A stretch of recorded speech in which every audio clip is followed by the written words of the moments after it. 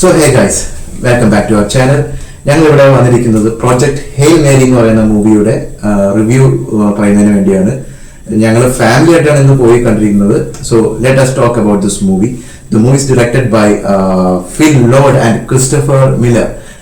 ഇവർ ഡ്യൂവേഴ്സ് ആണ്, ഫേമസ് ഡ്യൂവേഴ്സ് ആണ്. അവര് ഇതിന് മുന്നേ പ്രീവിയസ്ലി പിടിച്ച പടങ്ങൾ എന്ന് പറഞ്ഞ ലീഗോ മൂവി ഉണ്ട്, പിന്നെ സ്പൈഡർമാന്റെ ഒരു സ്പൈഡർ വേഴ്സുമായിട്ടുള്ള ഒരു ആനിമേഷൻ മൂവിയാണ്. അതിന് ഓസ്കാർസ് പോലും കിട്ടിയിട്ടുണ്ടെന്നാണ് എനിക്ക് അറിയാൻ കഴിഞ്ഞത്. അതുപോലെ തന്നെ the actor name is Ryan Gosling എന്ന് പറഞ്ഞിട്ടുള്ള പുള്ളി ഇതിനകത്ത് സൂപ്പർബാണ്.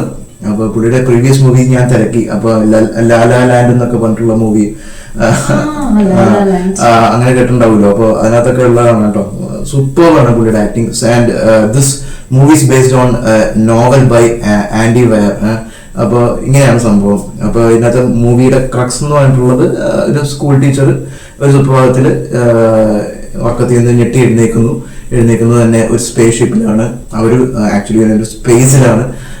ഓക്കെ, ടോട്ടൽ മെമ്മറി ലോസ് ആണ്. പതുക്കെ he comes to know that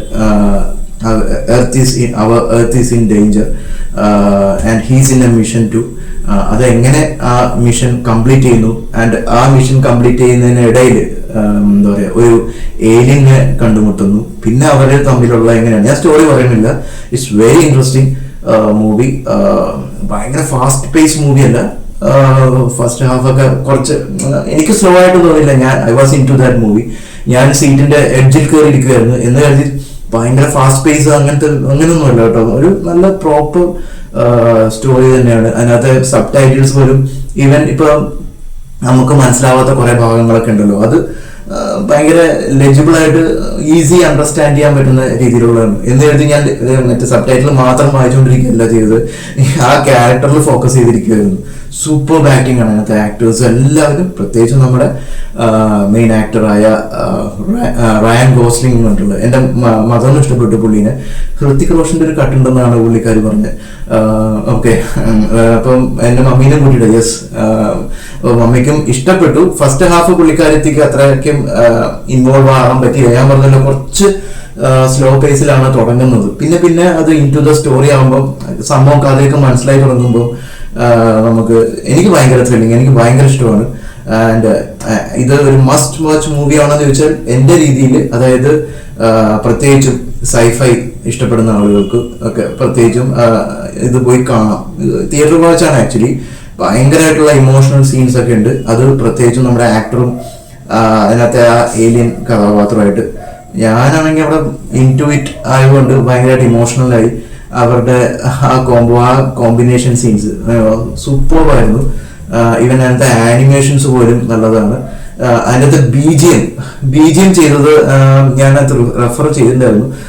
അവളുടെ പേരെന്താണെന്ന് എനിക്ക് അറിയത്തില്ല. ഓക്കെ, എന്തായാലും ആ ബിജിഎം ചെയ്ത ആളും അടിപൊളിയായിട്ട് ചെയ്തിട്ടുണ്ട്. ഈ പുള്ളി തന്നെയാണ് ആ സ്പൈഡർമാന്റെ ആനിമേഷൻ സീരീസിലും ചെയ്തിട്ടുള്ളത്. സോ ആൻഡ് ഈ മൂവി എങ്ങനെയാണെന്ന് വെച്ചാൽ I will give it A thumbs up.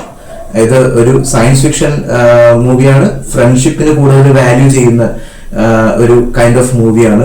പിന്നെന്താണ്, ഒരു സർവൈവൽ സ്റ്റോറിയാണ്. അങ്ങനെയൊക്കെ ഉള്ളതാണ്.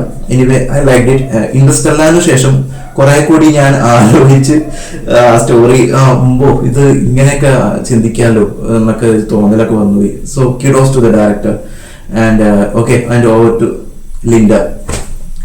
ഓക്കെ, ഇതിന്റെ കുറച്ച് ടെക്നിക്കൽ ആസ്പെക്ട് ഒക്കെയാണ് ജോബി പറഞ്ഞത്. എനിക്ക് ഇതിനകത്ത് നിന്ന് എന്ത് മെസ്സേജാണ് കിട്ടിയെന്ന് വെച്ചാല്, ഇപ്പൊ ഒരു ദൗത്യം ഒരു ആളെ ഏൽപ്പിക്കുകയാണ്.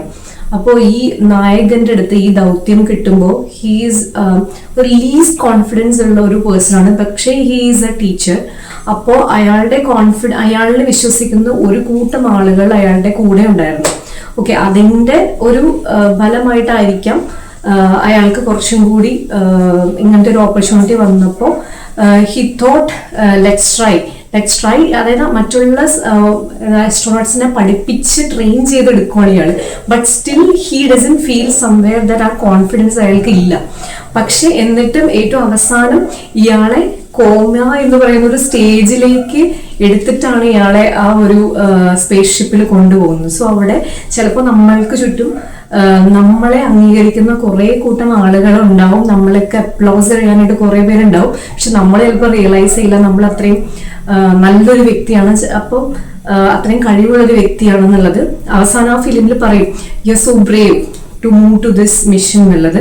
അപ്പോൾ അത് നമ്മളുടെ സ്വന്തം കഴിവുകൾ നമ്മൾ അംഗീകരിക്കാൻ സ്വയം പഠിക്കണം. ആ ഒരു കോംപ്ലിമെന്റ് ഒരാൾ തന്ന അത് ആക്സെപ്റ്റ് ചെയ്യാനായിട്ട് നമ്മുടെ മൈൻഡിനെ നമ്മൾ ട്രെയിൻ ചെയ്യണം എന്നുള്ളത് ആ മൂവി കണ്ടപ്പം ശരിക്കും നമുക്കത് റിഫ്ലക്ട് ചെയ്യും അത്. പിന്നെ ഒരു നല്ലൊരു ബോണ്ടിങ്, അതായത് ഒരു സ്പേസ് ഷിപ്പിൽ പോകുന്ന ഒരു വ്യക്തി എന്ന് പറഞ്ഞു കഴിഞ്ഞാൽ ഭയങ്കര ലോൺലിയാണ് അയാൾ. അപ്പോൾ അയാൾക്ക് അവിടെ എത്തിക്കഴിയുമ്പോൾ ഒരു നല്ലൊരു ബോണ്ടിങ് കിട്ടുവാണ്. അതൊരു ഏലിയൻ ക്രീച്ചർ ആണ്, ഓബ്വിയസ്ലി അത് ത്രെറ്റനിങ് അല്ലാത്തത് കൊണ്ട് നല്ല ഒരു ബോണ്ടിങ്ങിലേക്ക് വരുവാണ്. കുറച്ച് ലാഗ് ഉണ്ട്. ഇപ്പൊ ജോബിക്ക് ലാഗ് അടിച്ചില്ലെങ്കിൽ എനിക്ക് ലാഗ് എവിടേക്കോ അടിച്ചിട്ടുണ്ട്. പിന്നെ അറ്റ് ദ എൻഡ് ഒരു അൺഎക്സ്പെക്ടഡ് ഒരു ട്വിസ്റ്റ് വന്നിട്ടുണ്ട്. then you will see him somewhere else. Okay.